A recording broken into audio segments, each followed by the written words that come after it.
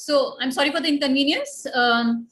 Classification, this judgment was issued by the Supreme Court relating to the classification of relays which were used for the railway signaling equipment.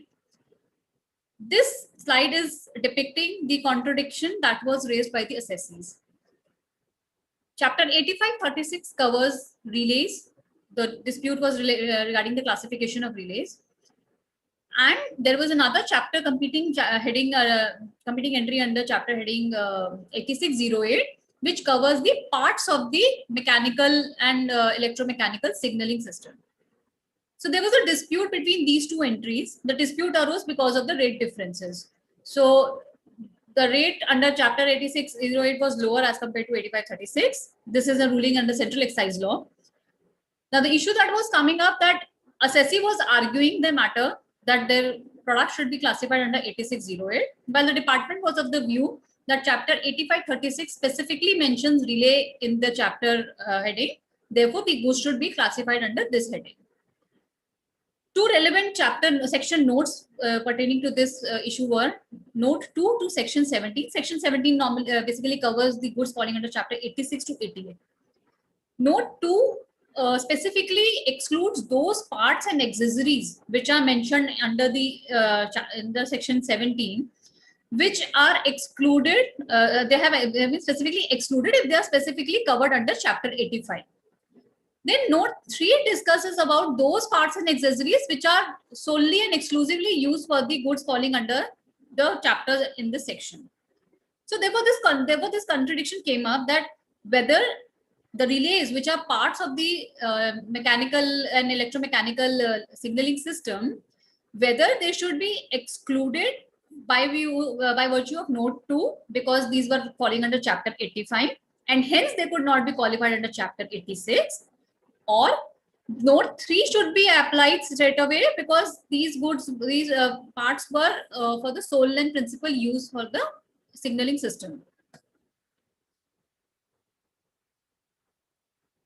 Interestingly, the courts held that the relays which were used for this railway signaling system are the parts which are solely, because they are solely used for the railway system, they should qualify for chapter heading 8608, despite the fact that note 2 of the section 17 had given a specific exclusion of those parts which would qualifying under chapter 85. So in nutshell, the courts have bypassed note 2 of section 17 and straight away applied note 3, applying the sole principal test, user test. And they also held that if you are applying note 2F and ignoring note 3, then this would be against the principle of law. So basically, even if in order note 2F should have been applied before applying note 3, the courts gave more weightage to note 3 and straight away applied the classification under chapter 8608 as parts of railway signaling system, as and not as the electrical equipment which were independently being classified under chapter 85. Now this has a huge ramification on various sectors, be it automobile sector, be it aviation sector. For railway sector, it was a beneficial judgment because the goods which are falling under the railways parts or the main equipments of railway, they qualify for a lower rate of 5% as compared to chapter heading 85, which qualifies for 18%, and in some cases it may also go for 12%. On the contrary, if the same ratios apply to the automobile sector, this is going to have a huge ramification. Reason being, if you start qualifying these parts as the parts of the main product, which is like motor vehicle, these parts will also attract a higher rate of 28% as compared to what the industry is today paying at 18%, 12%, or maybe 5% in some cases. So according to us, this judgment has kind of deviated from the correct position of law. But having said this, since it's a larger bench decision, it is the law of land, and the assessees need to follow it. Interestingly, we'll have to see that if there are any litigations which will be raised, crop up in future, because after this judgment, the department is more likely to go back to the industry and start issuing show cause notices based on these classifications. The next set of judgments cover the issues leading to free of cost supplies. Free of cost supplies, what we in general understand is the supply which are given without any consideration. So these judgments are all under pre-GST regime. Therefore, we'll only refer to the provisions of service tax. Under service tax, valuation provision very clearly said that anything which you are charging from your service provider for providing those services will form the part of consideration. Anything which is not, and whether it is monetary or non-monetary, keeping aside that, if you're not charging anything or you're not recovering anything from your customer, that should not form part of the consideration. Now, the disputes arose in various issues relating to the FOC supplies, where the recipient is supplying certain product. It could be any item, any material, etc., which is required to be used by the provider of the service while providing his services. So the courts in all the cases, these are all tribunal judgments. They relied on the Dhyana Builder case, where it was clearly held that something which is not charged by the service provider can never form part of the consideration. And more so to say that anything which you have agreed upon at the time of your contract, that a particular product or a particular material should be provided by the recipient, and it is not the responsibility of provider to provide it. If it is a free of cost supply, it means that it has been agreed between the parties that the service provider is going to provide their services subject to these conditions. The condition being that some materials will be provided free of cost by the recipient, and therefore, just because they are used by the service provider, by simply because of that usage, they will not form part of the consideration, which is also substantiated by the language of the section 67 and also supported by the larger bench decision of tribunal in case of Bhayana Builder. Similar view were taken in all the three judgments wherever there was any free supply which was given by the service recipient to the service provider. The courts in all the cases have clearly held that once it is a free supply and it was not supposed to be provided by the supplier, it will not form part of the consideration.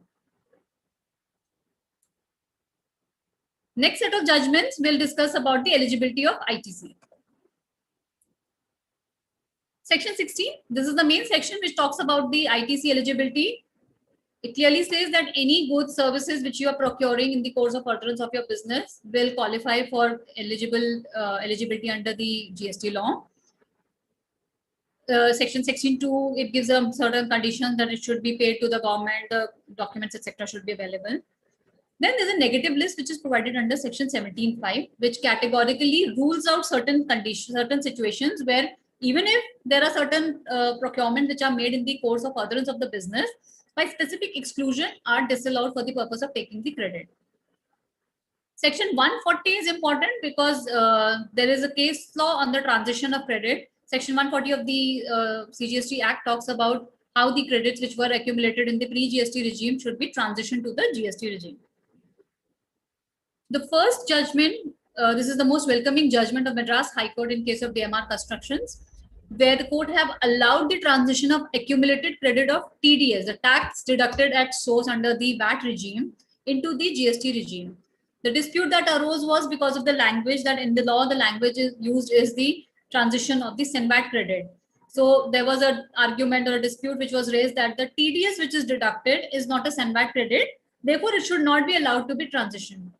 The court categorically held that any amount which is deducted or which is which is collected from the taxpayers for payment of any tax liability, whether it is in the form of SENVAT credit or whether it is in the form of TDS, should carry the same nature. And therefore, they allowed the transition of this credit and said that giving a different meaning to the credits just by these amounts, just because of use of different nomenclature, would be distorting for the taxpayers. So effectively, the courts allowed the transitioning of these accumulated credit of TDS, which the assessees can now use in their GST regime for payment of the future taxes. This is an advanced ruling in the case of Dwarikesh Sugar Industries Limited. This is a very, very common issue which every industry is facing these days, is regarding the ITCs on the CSR activities. All the businesses today are required to comply with the company's law, which requires them to undertake certain CSR activities. So this issue, when in this case, the assessee, they went up to the advanced ruling authorities and they sought the ruling that whether they are, whatever expenses they are incurring for the CSR activities, whether they should be allowed to take the credit of those expenses or not. Interestingly, the authorities, they have considered the facts of the case, and they held that since these activities are essential part of the business and because they are obligatory for the business to undertake, they held that these should be considered to be incurred in the course of furtherance of business, and therefore by virtue of section 16, the credit of these expenses should be allowed.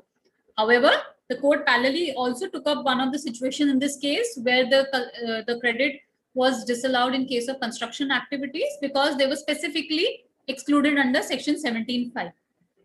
There was one issue which was raised by the assessees in this case was that because they are giving these supplies, whatever procurements they were making those supplies as free of cost to the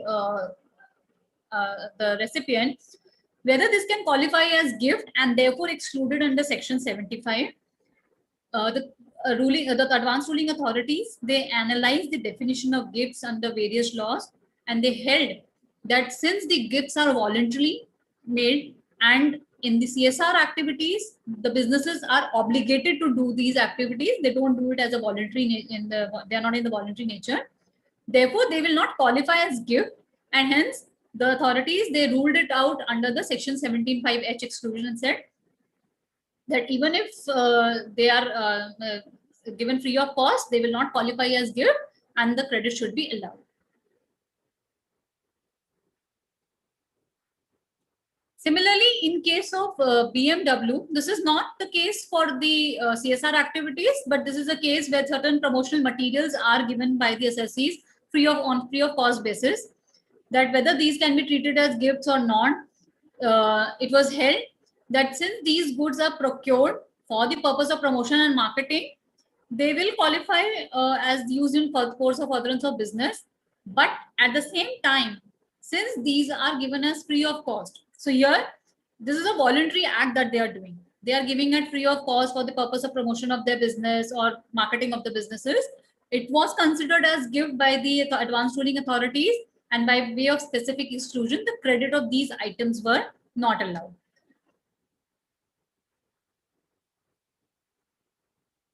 Likewise, in the case of Page Industries, there were two types of supplies which were happening. One was the supplies of non-distributable items like hoardings, the billboards, the standees, etc. These were given to the franchisees or their distributor for a limited period of time, and this was again taken back by the assessee. It was held that since these items, the ownership of these items are not transferred to any franchisee or distributor, so first of all, they don't even qualify as supply. Second thing was that supported this argument was that these products which were given for a limited period of time were capitalized in the books of the assessees. So the courts held, the authorities held that since these are items which are not as such supplied, the ITC of these items should be allowed. However, sometimes it so happens that these goods, they don't come back, or when they come back, either they are destroyed or they are of no use, or their amount, the value of the goods are written off. In those cases, the ruling said that once you either dispose them off or write them off from the books of account, then the ITC reversal would be required. The second set of supplies that were made by the assessee in this case were distributable items. These are those items like uniforms, posters, etc., which were given, and the gifts for the like freebies and samples, etc., which were given to the distributors and franchisees, and they were also removed from the books of accounts. In this case, it was held by the authorities that since this is a supply which is made by the assessee to the distributors and the franchisees, they are actually going out of the books of the assessee. Now here there were two situations. One, they were giving the supplies to their distributors who were not related parties, and the supplies were also made to the franchises who were their related parties. The rulings, the authorities, they held that whenever there is any supply which is made to the related party, that itself will qualify for supply under deeming fiction, and you need to pay the taxes and take the credit of the ITC, whatever you have paid on the purchases. As far as your supplies to distributors were not related were concerned, it was clearly said that since there is no supply, there is no requirement to pay the taxes on these supplies. But at the same time, since these are freebies which are given to the distributors and they will never come back to you, and you also remove them from your books as supplies, the ITC of these goods were restricted. So what we have to see is that wherever you are taking an ITC of any FOC, you need to see the nature, whether it is being supplied, whether it is being written off, what is the nature that is being adopted for the treatment is being given to these goods. So accordingly, the rulings have given, the authorities have given their rulings based on the nature of supplies which are being made. Now I'll request Preetham to take up the next session. Thank you, Geetika, for giving the valuable insights with regard to classifications, FOC supplies, and ITCs. So now coming to the extended period of limitation. Friends, this is a very, very interesting and very important topic when we talk about the extension of limitation period. So when we talk about this topic, we need to understand two things. What do we mean by limitation period and how does it impact under GST? So when we talk about the limitation period, the limitation period means the time limit for different suits within which the aggrieved person can approach the court and authority to seek redressal. Any suit, appeal, or application initiated beyond the said period will be barred upon. So the limitation period prescribes the time limit under which the suit has to be filed. And under GST, there are various circumstances under which the limitation period has been mentioned. When we talk about section 54 with regard to the refund, the time limit prescribed, the limitation period prescribed is 2 years from the relevant period from the point of view of applying the refund application. Same way, section 107, appeals to the appellate authority can be filed within a period of 3 months from the date of receipt of the against order or the communication of the said order. So due to in the view of the outbreak of the COVID-19 pandemic in March 2020, the Supreme Court of India, by an order dated March 27, 2020, extended the period of limitation prescribed under the general law from March 2015, 2020 till the further orders. Geetika, can we move to the next slide, please? So on March 2021, the Supreme Court of India reviewed its decisions and observed that in view of the changing scenarios relating to the pandemic, the extension of the limitation has served its purpose. So therefore, by the way of review of the orders dated 8th March 2021, the Supreme Court has directed that such extension shall come to an end, primarily due to the lifting of lockdown and also resumption of functioning of the courts, tribunals, either physically or virtually. The Supreme Court has not extended the condonable period of limitation, friends. They have only extended the reasonable period of limitation. This order applies only to the normal period of limitations. So with this extension coming to an end, there are 3 important parameters which need to be understood.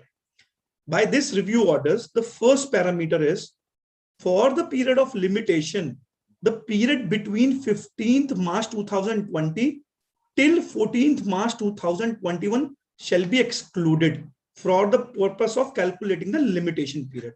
Second thing, any limitation period which is expiring between these 2 dates, that is 15th March 2020 till 14th March 2021, a further limitation period of 90 days shall be granted from 15th March 2021. And in case the balance longer period was available to an SSC, such balance longer period will be available. Just to understand these things, we will take 3 scenarios, different scenarios. The first scenario, for example, there was a refund application Gitika, could we move to the next slide? For example, the first scenario, the period, suppose there was a suit on 1st February 2021, wherein the limitation period was for 2 years. So when we talk about the limitation period for filing a suit, the normal period of limitation would have expired on 1st February 2022. With the view of the review of orders by Supreme Court, now the period from 15th March 2020 till 14th March 2021 shall be excluded. So 1 year full shall be excluded. If we see the current case, 1st February 2022 to March 14, 2020, that shall be the period which shall be counted for counting the limitation period. That is 42 days. Then 15th March 2020 till March 14, 2021 shall be the excluded period. So 2 years, 730 days, 42 days will be computed before this order passed by Supreme Court, and balance 688 days shall further be computed from 15th March 2021. So effectively in this case, as an SSC, I can file my suit till 1st February 2023, thereby increasing the limitation period by 1 more year. Now coming to the second case, suppose the limitation period expires between March 15, 2020 and March 14, 2021. In that case, as we discussed earlier, the balance remaining period for the limitation period or 90 days, whichever is higher, shall be granted for filing the particular suit application. So let us explain this again with an example. Suppose there was a refund application which was supposed to be filed by March 15, 2021, or say 31st of March 2021. Now, if we see the limitation period, there was only 15 days under which we could file the refund application. But due to this review orders, we have been granted an additional period of these 15 days or 90 days, whichever is higher. And the effective date shall start from 15th March 2021. So we can file those refund applications within further period of 90 days. So just to give a holistic view, with the review of the orders passed by Supreme Court, as an SSC and as a GST consultant, we can definitely take the applications, and we can definitely take a plea of this extended period of limitations for the purpose of filing our refund applications, for the purpose of filing the appellate applications, for the purpose of filing the appellate advance ruling applications. So whatever the case may be. So this is a very, very important review orders which have been passed by the Supreme Court of India.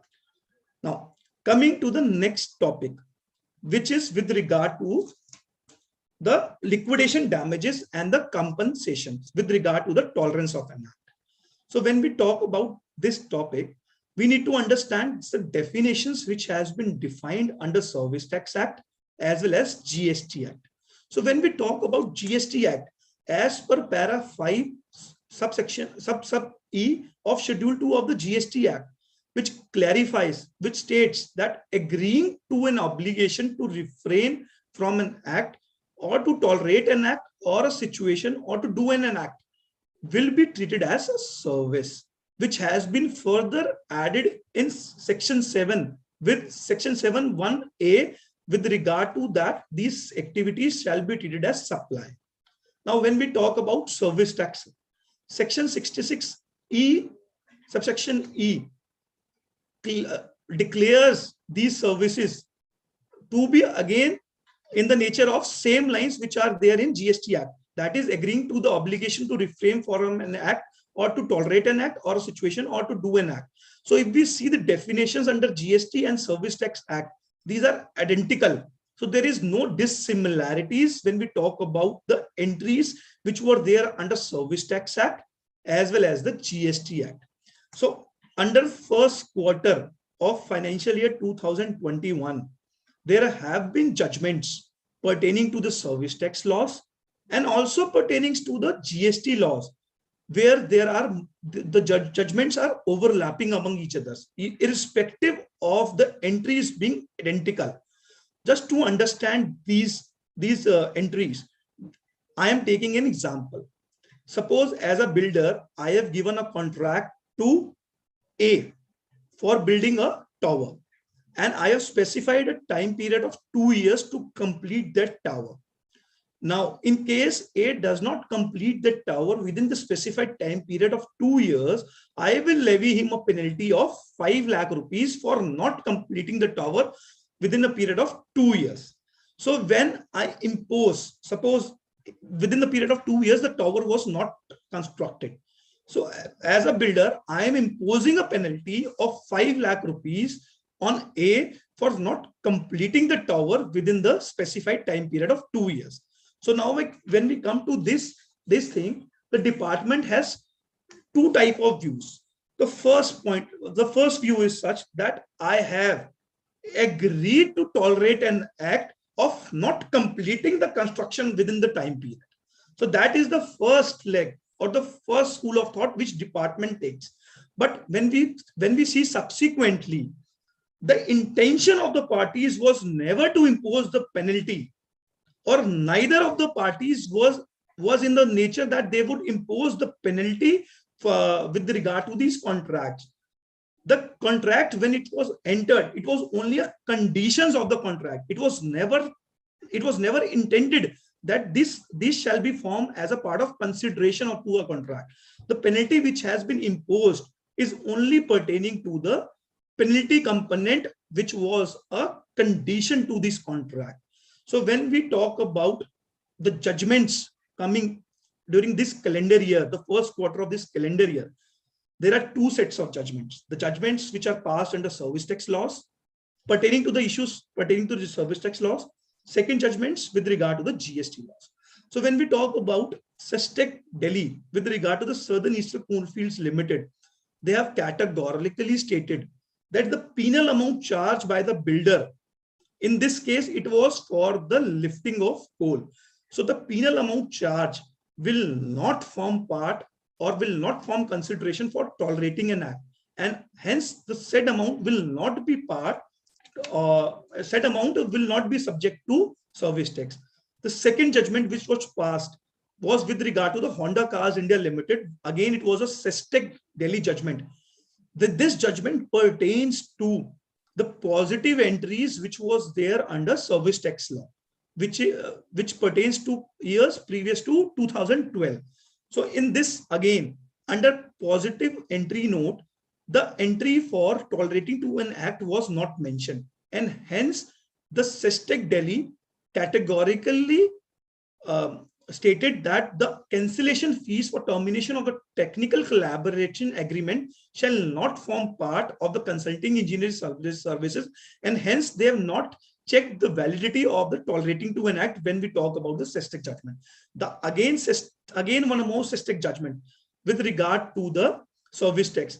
In that judgment, they have taken the plea of Southern Eastern Coalfield Limited, and hence they again categorically have not levied the service tax over the penalties levied with regard to these entries which we have discussed earlier under service tax and the GST laws. Now, friends, when we come to the GST judgments, which has been there under, which have been passed under Q1 of this calendar years, the appellate or the advanced ruling authorities judgments, they have categorically stated that these penalties, these nature of penalties will be treated as tolerate to an act, and these shall be subject to GST, over which GST has to be paid by the agreed person. So when we talk about Haryana AAR with regard to Haryana State Warehousing Corporation, there was recovery of interest as holding charges, over which the Haryana Advanced Ruling Authority has stated that the GST need to be levied under over these holding charges as tolerate to an act. Then again, another appellate authority judgments when we talk about Gujarat AAR in Amil Pharmaceuticals Private Limited. Again, notice pay, they have categorically stated that this is again in the same nature and the GST has to be paid over these amounts. So now when we talk about these things, there have been overlapping provisions under GST as well as the service tax judgments.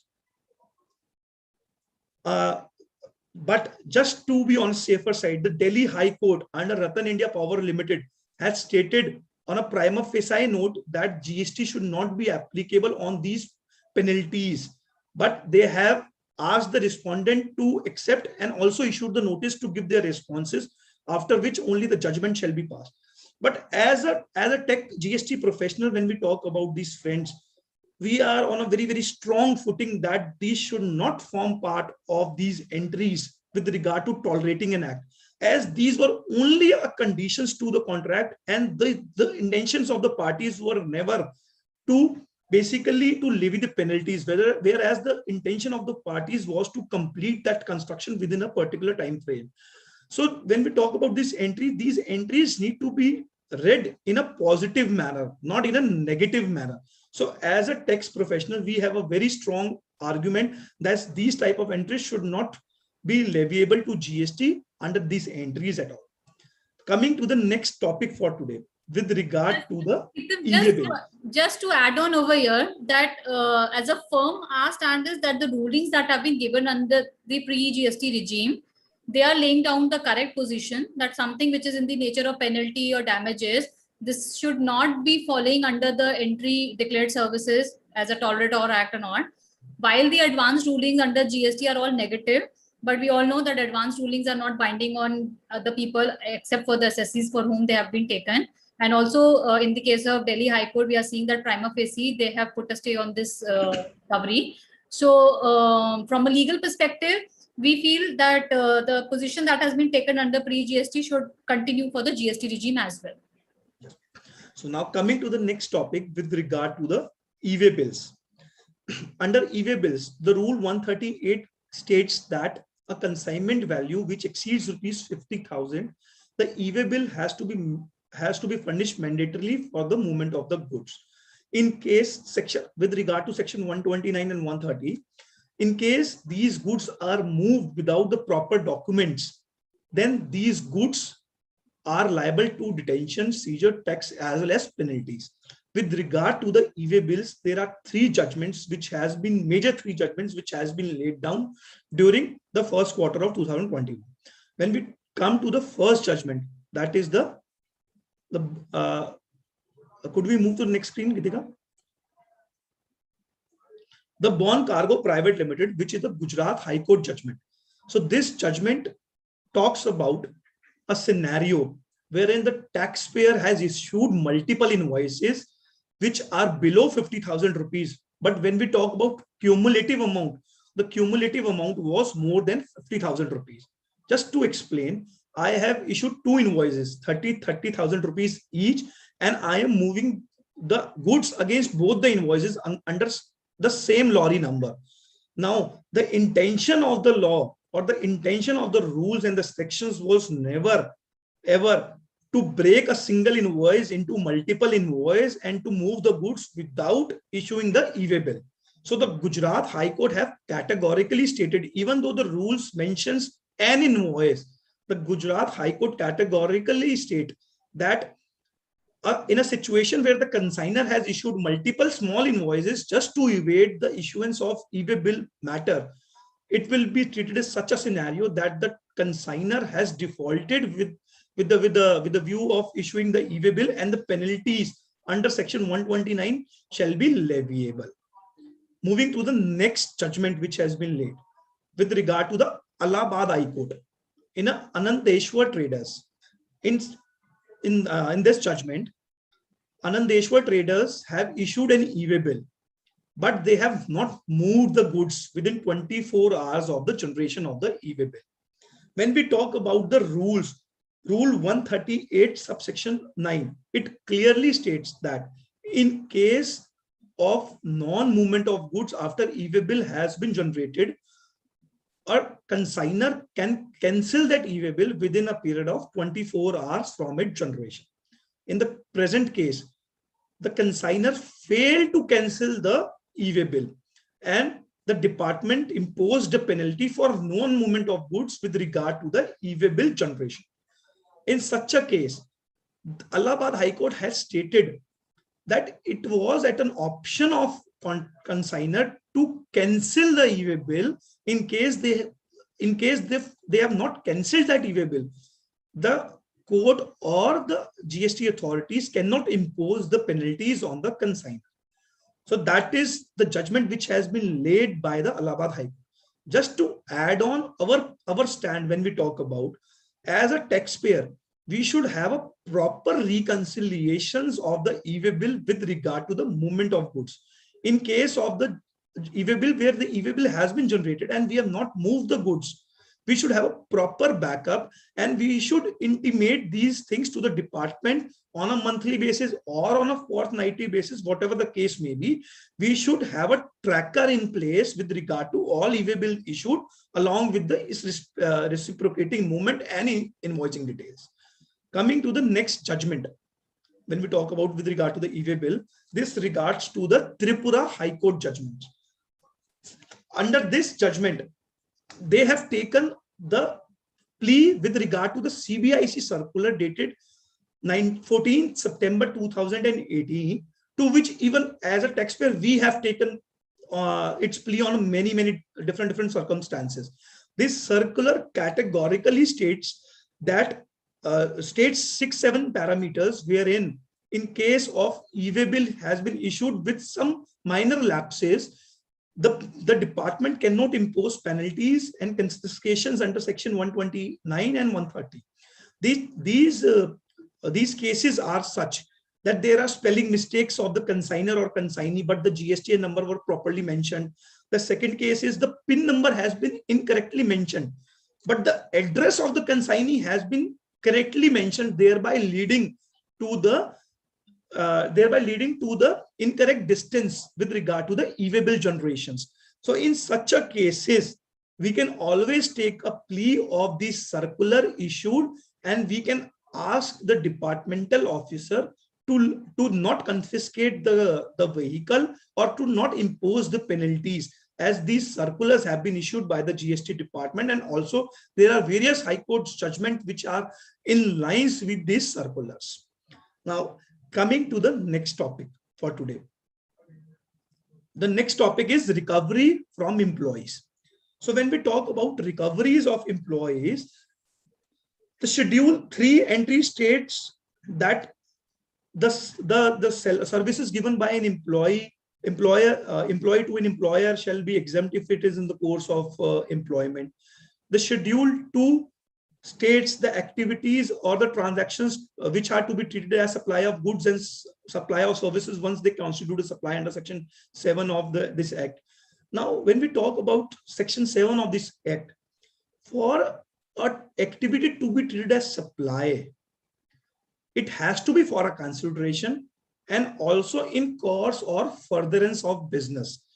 When we talk about the judgments laid down under Q1 of this calendar year, this relates to section 7 with regard to in course or furtherance of business. When we see the business definition under GST Act, it states any trade, commerce, profession, vocation, etc., whether or not for the pecuniary benefit or any activity incidental to the aforementioned activities. So any activity which is incidental to the main activity shall also form business under section 2 subsection 17 of the GST Act. So this was the background under which various judgments has been laid down under this. So when we talk about the first Advanced Ruling Authority, Gujarat Advanced Ruling Authority judgment, under this, there was canteen facilities provided to the employees at a subsidized rate. So Gujarat Advanced Ruling Authority has categorically stated in Amneal Pharmaceuticals Private Limited that provisioning of these canteen facilities to our employees shall be treated as the incidental or the ancillary activities to the main business, and hence these will be treated as business activities and shall be subject to transaction or supply and under section 7, and GST over it shall be payable.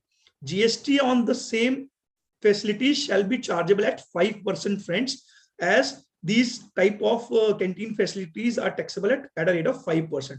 Even we need to further see the valuation provisions under section 15, as these are related party transactions, the open market rule will prevail. So under Gujarat Advanced Ruling Authority, these activities with regard to canteen facilities to employees was taxable, as these were incidental and ancillary to the main activities. Coming to the next judgment, UP Advanced Ruling. So under this, North Shore Technologies Private Limited, they were arranging subsidized transport facilities to their employees. So UP Advanced Ruling Authority stated that arranging subsidized transport facilities to the employees cannot be treated as business, and this shall not be treated in furtherance of the business.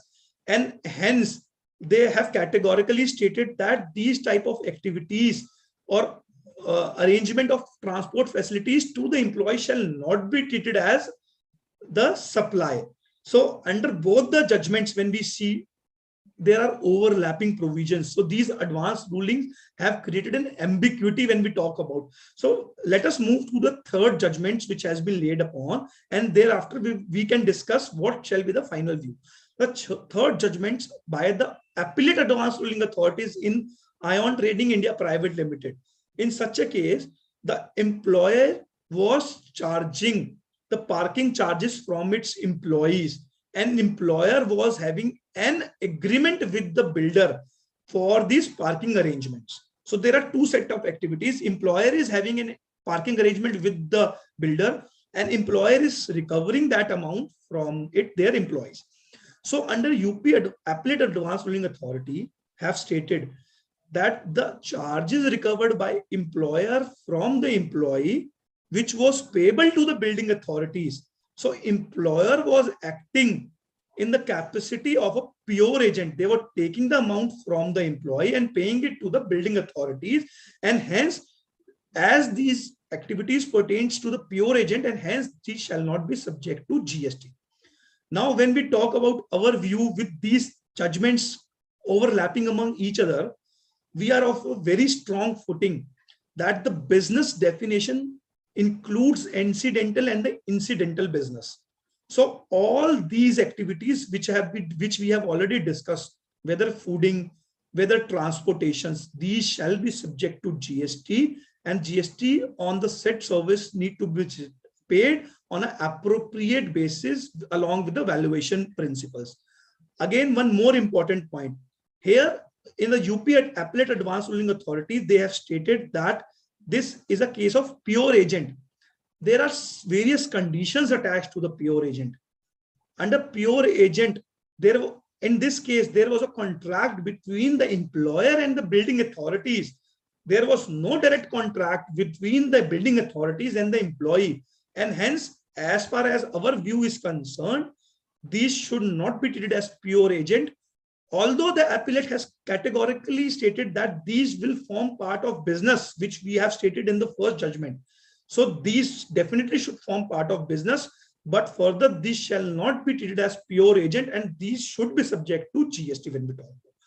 Now, let Gitika, for the final topic, the miscellaneous topic, Gitika is there to take up the same. Thank you, Peetam, for taking us through such critical issues, which all the SSEs, I'm sure, are facing on day in, day out basis. Now, I'll take up some miscellaneous judgments, which are all important, while we have categorized them under miscellaneous category. To begin with, we'll take up some important High Court decisions. The first one is the Gujarat High Court in case of Zaveri and Company. So, the background of this judgment, I'll quickly brief that the rule 9610 of CGST rule, this was introduced in October 2018, which restricts the assessees who were claiming rebate route on the export of goods, if they are claiming any advance authorization benefits. So under this rule 9610, a specific restriction was imposed that they will not be entitled to take the refund of the IGST that they're paying on the exports.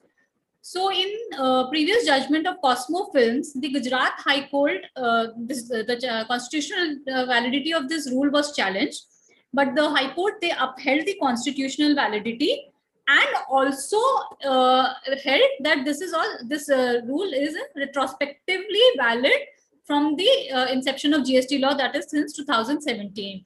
This was as opposed to the question which was never even posed before the High Court, but still the Gujarat High Court in Cosmo Film, they answered this, they took this view.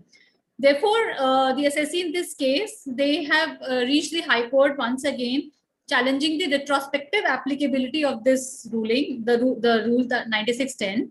It was held that since this rule was made applicable by notification, which was effective from 9th October 2018, any action from the department has been stayed by the Gujarat High Court, and therefore, according to this High Court, this rule is not retrospectively applicable. This is applicable from 9th October 2018.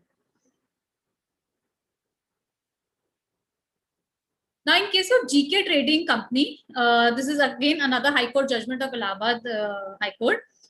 The issue which was raised before the authority, before the court, was regarding the section 6(2)(b) of the CGST Act.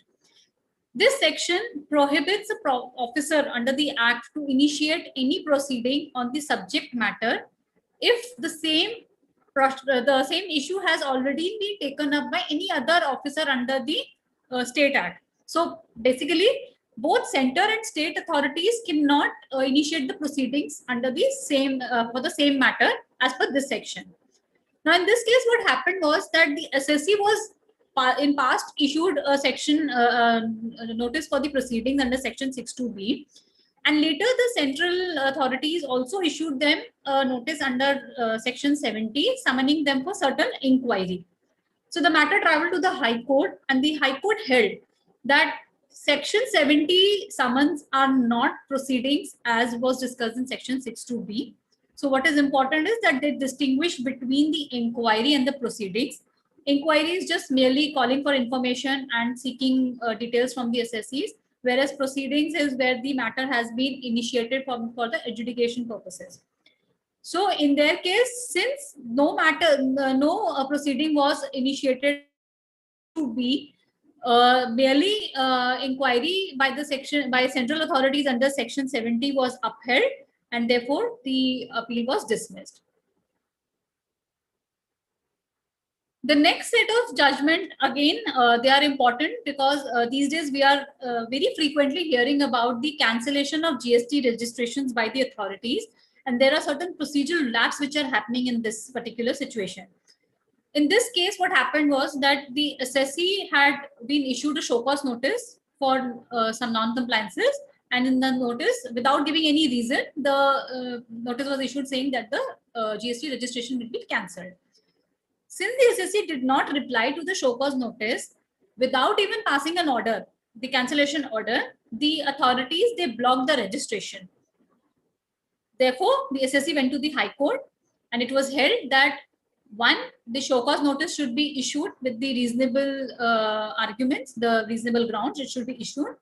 And unless until the authorities, they issue an order for cancelling the registration, assuming that it's an ex parte order because the assessee is not responding to the replies, they cannot cancel the registration just by going onto the portal. So this was held against the principle of natural justice, because this is going to hamper the business of the assessee. They should know beforehand that their registration is being cancelled.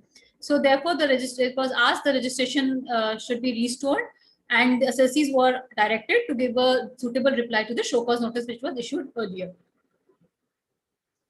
On the similar lines, in the case of skyscrapers, under the same High Court, the SSC's registration was cancelled without giving any opportunity of being heard. So there was a show cause notice issued, reply and all was submitted, but there was no hearing which was provided, and an order was passed without giving them any opportunity for presenting their case. So the High Court held that since this is again against the principle of natural justice, you cannot simply cancel the registration without letting the assessee present their case and giving them an opportunity of being heard.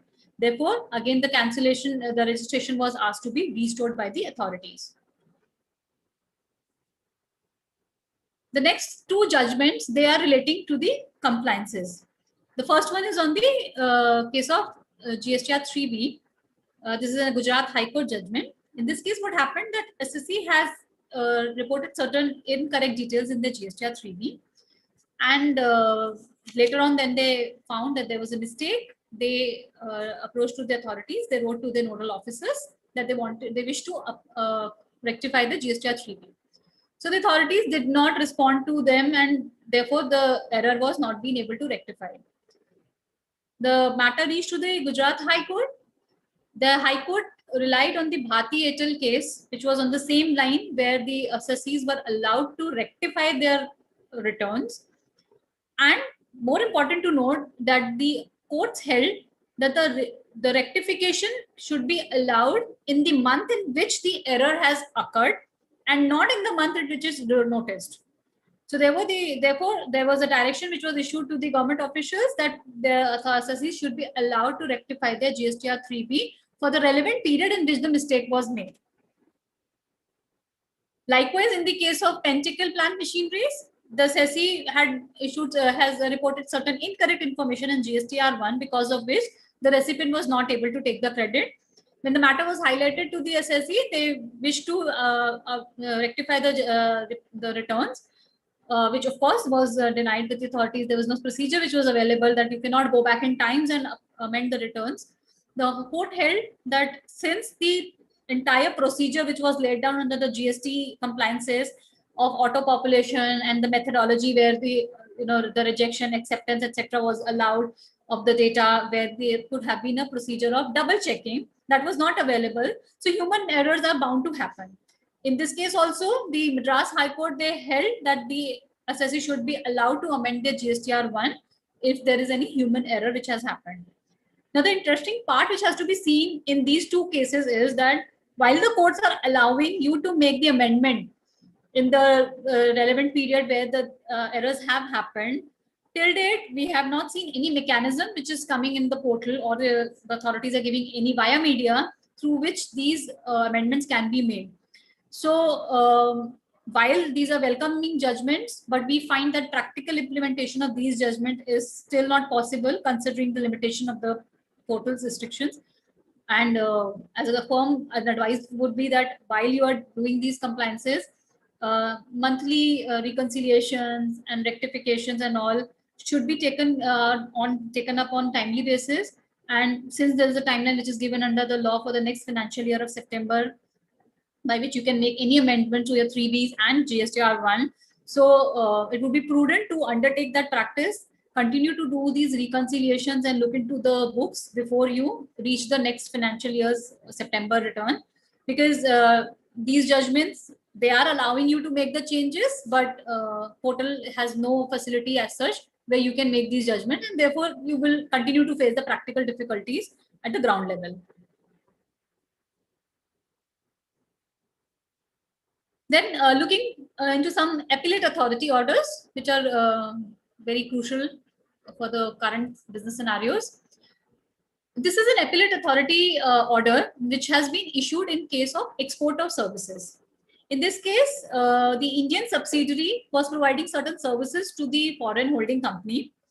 While claiming the export benefits, there are certain conditions which are given under the law, in which one of the condition is that the parties, which are the provider and the receiver, should not be the mere establishment of distinct persons.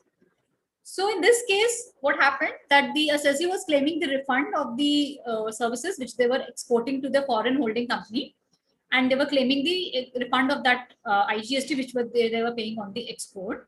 The department denied the refund on the grounds that you are merely establishment of distinct person, and therefore the exports conditions are not qualified.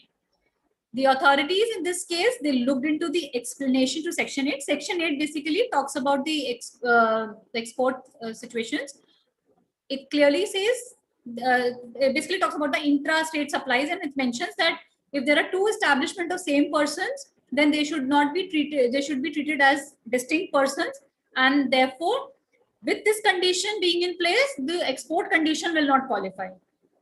In this case, the courts, they held that since the Indian subsidiary as well as the foreign holding company, they were two different independent entities. So once there are two legal entities, separate legal entities, they will not qualify as establishment of same entity, so as to say that they are establishment of a distinct persons.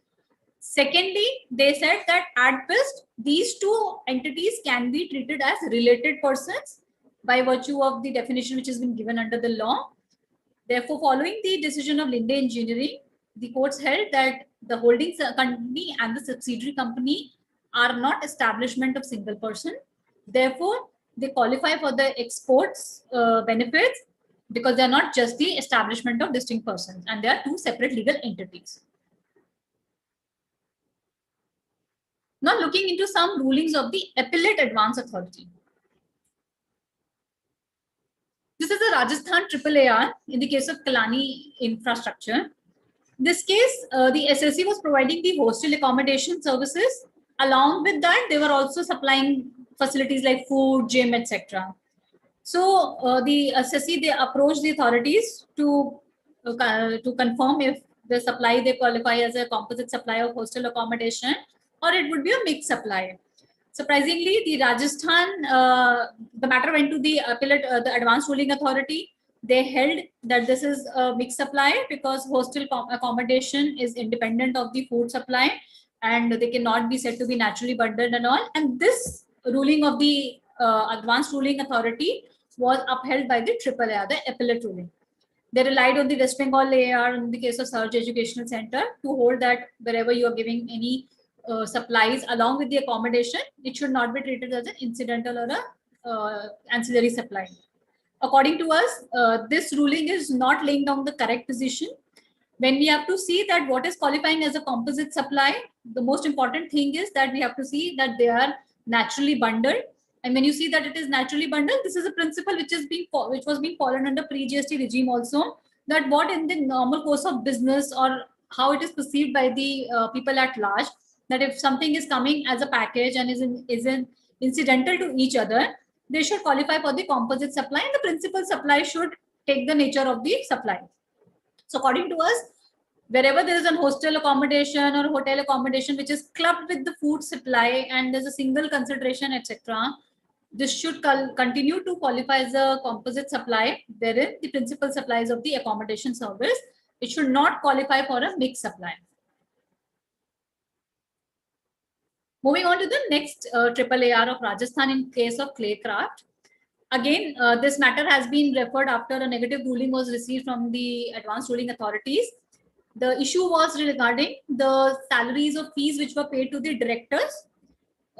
Very clearly, the authorities have laid down that if the directors are being given remuneration which qualifies as a salary and for which a TDS under salary is deducted, then they should not be taxable under reverse charge, because it's a specific exclusion under Schedule 3 that any supply by an employee to their employer in the course of their employment will not qualify as a supply. So once it is not a supply, the provision, the implications of reverse charge would also not apply. However, if any remuneration or any fee which is given to the director other than the salary, that doesn't fall under the exclusion under Schedule 3, and therefore the reverse charge implications would be there. So what we have to see in this case is, this according to us is the correct position of law. If any director fee is being paid, we'll have to see whether this fee is being paid as a part of his employment or as a salary component, and if any TDS is being deducted under salary at the head of salary, then there is no need to pay tax under reverse charge. However, if there is any payment which is made to the directors other than the salary or beyond the employment contract, then this would be treated as a supply by these directors to the company other than in the course of employment, and therefore the reverse charge implications would be there. However, you should keep in mind that just because the TDS of salary is deducted itself would not substantiate the position. The issue or the relationship of the director with the company as an employee should be coming out from the documents, which could be your employment contract, the policies of the company, etc. So while taking this position, please ensure that your documentations are in place And whenever you are paying anything as a salary, it should be substantiated by relevant employment contract. The next ruling is in the case of Abhishek Darak. This is again triple AR. This is for the case of sale of developed land. Now, in this case, the authorities have held that any amenities or any beautification, etc., which is being done on the land by the assessee would change the nature of land from merely being a land to the provision of services. And they held that the developed land that they are selling, they are giving to the customer is not merely the sale of land, but it is the provision of service, and therefore it should be taxable in the GST. According to us, this ruling is not correct, because anything which is made, which is any construction or any amenities which is made on the land and which is under a mandate of any authorities like RERA, while it is enhancing the value of land, but it is merely incidental to the supply of land. So you cannot say that the land is just an incidental part and main thing is the supply of services. It's the other way around. The main supply is happening of the land. All these activities which are happening are merely incidental, and therefore sale of such developed land should still qualify for the exclusion from GST as sale of immovable property. And our view is that any such activities which is done on the land only for the purpose of making it more marketable or due to some mandatory requirements under the law, it should not take away the nature of the property as an immovable and start taking it as a services. Now we'll look into some advanced rulings. This is an advanced ruling of Haryana in the case of Willem Frixe. This is relating to the expats movement that happens from the overseas companies to the Indian company, and then Indian company is paying certain salary to the expat in India, and the amount is being reimbursed by the overseas company. This is a very common issue which is been prevalent even in the service tax regime and now also in the GST regime. What was different in this ruling was that in this case, the expats were coming from the head offices outside India to a liaison office in India. So the assessee, they wanted to get a clarification from the rulings, from the authorities, that whether this can also be treated as the supply of manpower by the head office to the Indian entity, and for which they are getting the reimbursement of the salaries. The advanced ruling has clearly mentioned that the liaison offices, they are part of the head offices. They cannot take any independent activity. They don't have any independent presence of their own. So they never qualify as a separate independent person. So once there are no two person involved, the provision of services or any supply is also not possible. Therefore, it was held that since there is no supply between the LO and HO, any payment which is being made by the overseas to the liaison office in India will not be a consideration for any service. This is a correct ruling, which is in line with the provisions of the law. We all know that LOs, they don't independent functioning, they don't function independently. They have to work under the edges of HOs. So once they lose the character of being an independent entity, there can never be a supply between an HO and an LO. The next ruling, again, this is an interesting ruling in case of Ashiana Housing Limited. This was regarding the external development charges and infrastructure development charges, which the developer was collecting from the buyers and depositing it to the authorities.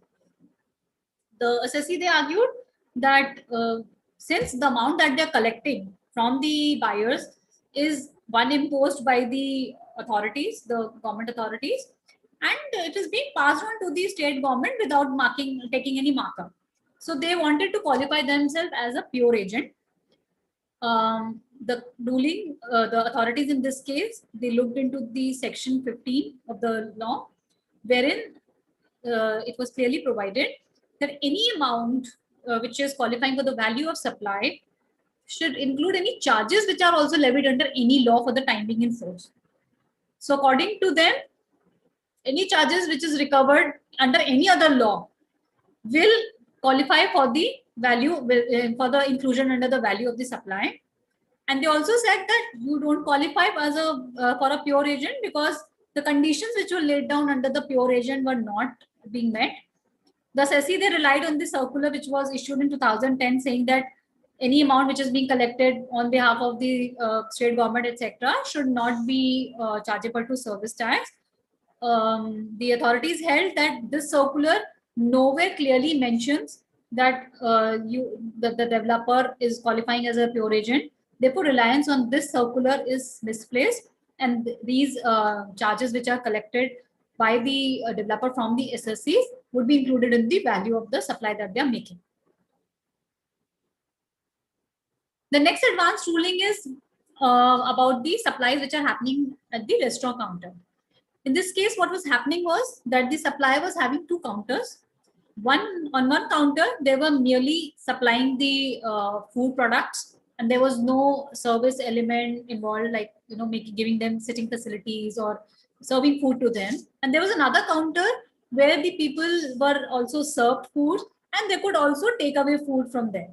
So the SSC, they approached the advanced ruling authorities to confirm if the treatment would be same for both the counters or there could be a different treatment. The advanced ruling authorities have held that the counter from where merely sale is happening and there is no service element involved, it should be treated as supply of goods, and therefore the tax should be paid as per the value, as per the tax applicable on the goods. However, the counter from where they were also serving food and the takeaway was also allowed, the entire segment, that portion was treated as the supply of service as a restaurant service, and therefore this was taxed under 5% for the restaurant services. There were certain catering services which they were providing to educational institutions. They are ruling have allowed the exemption, which is specifically given under the notification. So for the restaurant or service provider, whenever you're deciding, this is a very important factor, that how do you decide whether it is merely supply of goods or merely supply of, or it's a supply of service from where you can also sell the goods. So from a practical standpoint, sometimes it is very difficult to prove these issues. But if you can substantiate by way of the setting, the setup of the structure, that the counter from where you're merely selling the good, there is no sitting facility, no one can be served food or any service can be provided, then this ruling can help them in taking that position that they are merely supplying goods. And wherever there is any service element involved, but it also has a takeaway facility, it would be difficult to take an argument that it is merely supply of goods. There's one important pre-GST decision. This is relating to the air travel agents in the case of Kapila Hospitality. In this case, the SSC was an air travel agent. They were getting certain target-based incentives, and they were also getting certain incentives from foreign companies, which were allowing them to use a software. So it was disputed by the department that you are promoting the services of the airlines by achieving the targets, and also of these CRS companies by using their software. It was the issue went to the CSTAT Delhi, and it was held by the Delhi tribunal that since the travel agents, they are providing these services in the course of their own business, so any incidental promotion that happens for the airlines by achieving targets, or for the CRS companies by way of using their software, would in itself would not mean that they are providing any business auxiliary services of a promotional activity. They are still providing air travel agent services, and since the SSC was paying taxes under air travel agent services, no additional demand under any other category can be raised on the SSC. So this is something which was a very tricky issue for the travel agents, where there was a composition rate which was allowed for the travel agent, and the authorities were raising show cause notices for these incentives or target based incentives, or maybe for the user software. So this is a very favorable judgment to this sector, because by these show cause notices, the demand were very huge because of the quantum which was involved in the form of incentives which were given to these travel agents. I think that is from my side. Any question?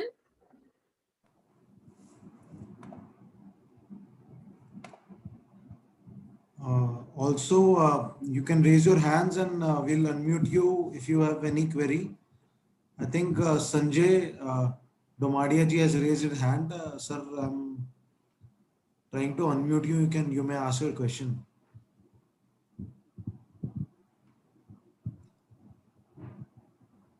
Yes, Sanjay ji, you may speak. Hello. Yes, sir. Yeah, I'm audible. Yes, sir. Good evening to both the speakers. Your lectures are nice, simple to understand. Now, regarding my question is, if there are several decisions of AAR in case of client, and client is situated in a particular state, say Maharashtra, and Maharashtra AAR ruling is in favor of the client, but several AAR ruling of other states are against.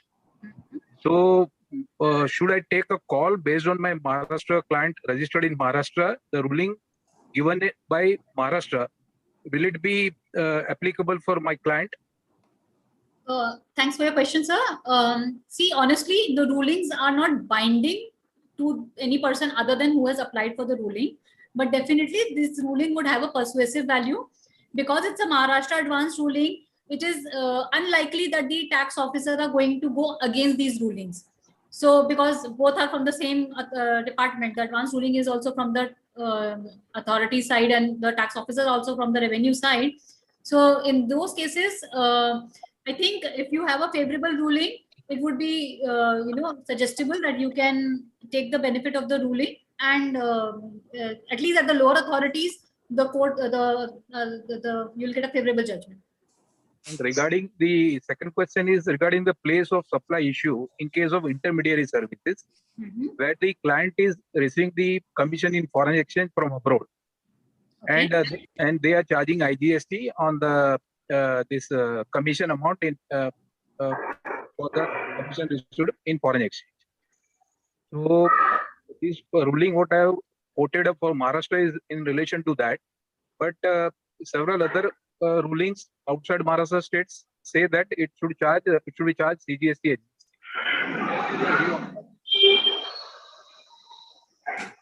Yeah, sir.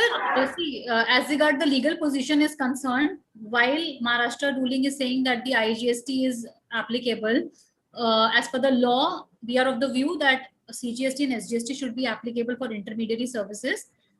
And I don't know if you want to claim any export benefits. This you might face difficulty in future because even if you say that the ruling is in favor, the courts are also not bound by the advanced rulings. So let's say if the authorities give a negative ruling and you go to the higher courts, they will look into the law and they will hold the position as per the law, and therefore you might face a challenge at a higher level.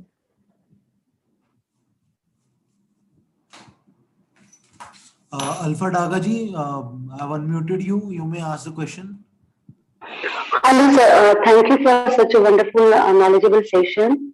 Sir, I just want to know more about restaurant services. Could you please clarify once again? Ma'am.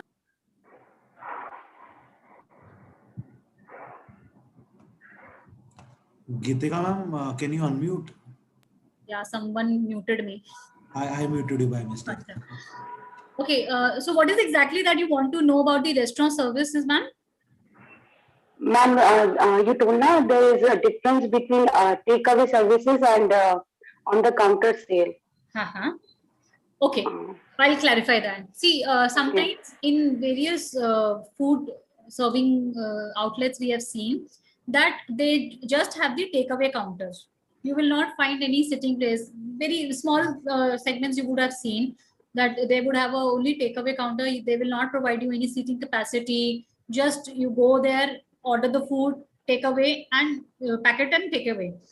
Then there are service providers who will give you both takeaway and also provide you facility to sit there, enjoy the ambience, all the facility, AC, etc. Waiter serving you food. So this is the primary difference between a restaurant services and the takeaway service. Now what happens is that in many cases we have seen that the the SSEs or the service providers, they make two separate counters. I'll give you a classic example of McD's I've seen personally, that in one of the locations in South Delhi, McD's have a separate takeaway counter. So you did not go up to the restaurant, the sitting area, just order the food at the counter over there, and they will pack the food and give it to you. Whereas when you go to this restaurant place, they will place it on the tray, give it to you along with the, all the accessories, etc. And they will give you a sitting place. There will be an air conditioned location, etc., etc. So this is a primary difference, which in many cases we have seen it's very difficult to prove. But if you can have a different counter where no one is allowed to sit, so maybe a separate counter, a separate floor to be precise, where you can only just go, pick up the food and come, then it is like a takeaway counter, and you can argue that there is no service which is being provided at this counter. But in the other floor, at the other floor, you have a sitting capacity, you have all the facilities, etc. Whether or not you take away food from the same counter, they will have a facility of giving you the service of food also, and also the takeaway. But since that entire premise itself is qualifying for a restaurant service, so any supply, whether in the by way of along with the service or without service, will qualify for the restaurant service. I hope I was able to answer your question. Yes, ma'am. Thank you. Actually, I wanted to say thanks for the nice deliberation by both of you. And I also wanted the copy of this PPT because there Sure, were ma'am. so many judgments and everything. I couldn't note down each and everything. No So problem. I've given my email ID in the chat box. Sure. If Sure, I think we share the PPTs after the seminar. like you have the log of email IDs. I think we'll share it. I'll ask the team to share it with you. Okay, thank you, ma'am. Yeah, most welcome.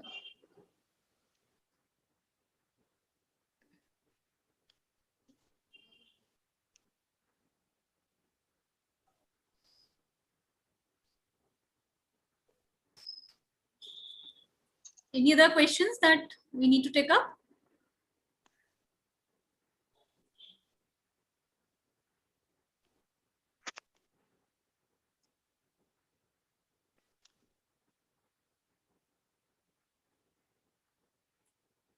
So there is one question from Mr. Hitesh. He's asking, SSC having a business and GST registration in Maharashtra, also has an IMUL property in Karnataka, which is let out, and is billing from Maharashtra as IGST. Is that okay? Or is it like he has to take separate registration in Karnataka? So this is going to be disputed because you have a property in Maharashtra, and since you're letting it out, they would say that it's a place of business. So authorities will come up and say that you need to take registration in Karnataka and charge CGST and SGST from Karnataka itself. I have one last question. Yeah. It asks about the applicability of GST where manufacturer provide incentives in the form of free goods, TOR, etc. to the dealer basis turnover achieved. This is the target-based thing. Yeah. Applicability of GST where manufacturer provide incentives in the form of free goods, TOR, etc. to dealers basis turnover achieved. No, so GST on supply of goods, is it? Sir, if you can just explain your question, Nilesh ji.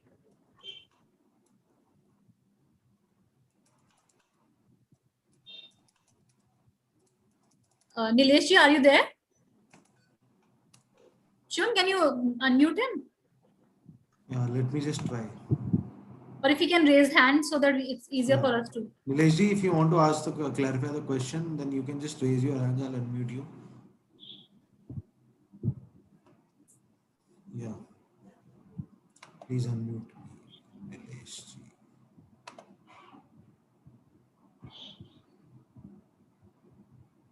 I think this is more relating to the free supplies, FOC supplies. I've unmuted him. Hello. Yes, sir. Yes, Nilesh ji. Yeah. First of all, thank you very much for the seminar was very informative. So my question is regarding that only, regarding free supply. So manufacturers sometimes we have lots of judgments which you have taken in your session, but still I want to have the clarity. Like sometimes they provide points. You system, and the dealer can come on the portal and then they can buy a goods, which is the point. Okay, so whether the like a manufacturer has to pay GST on the free supply, or they need to reverse the ITC. That is my question. Okay, so these dealers are anyway related to you? Are they related persons to you, or they're independent parties? They are independent parties. So okay, sir, in case of independent parties, free supplies without consideration will not attract GST. However, the dispute is always on the reversal of ITC.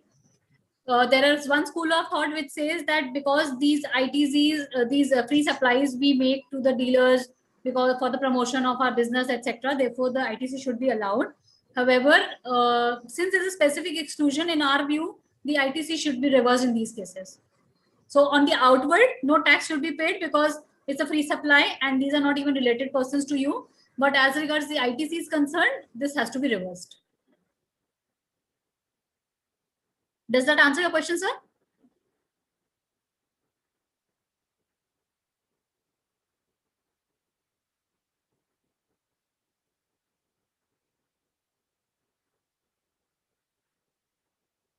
Shubham, any more questions that we need to take up?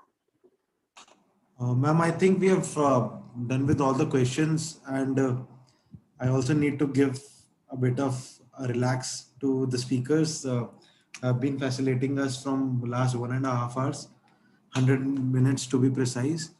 So thank you so much, Gitika ma'am and Pitamji for today's deliberation. Again, just like always, it was amazing to hear, and we are receiving a lot of messages in the chat box as well about the session being very successful and informative. So thank you so much. And also thank you all the participants for taking out time and attending this session. We kept this session because a lot of updations and the jurisprudence had been into the scene in past 3 months. So we wanted to collaborate and present in front of you. And I think the job was done in a fantastic manner by both Pitamji and Gitika. Thank you, Shubham. Thank you, Shubham, and thank you to all the participants. Thank you, everyone. Yeah, thank you so much. And just to add on, you can see an invitation of one of our upcoming series, which is 20 critical issues in GST. These will be taken by top legal firms. We are inviting it from all the zones of Pan India. So stay tuned, scan this QR code and register prior to this series. We'll be doing this at the end of this month. Thank you so much for taking out time and tuning in. Thank you. Bye.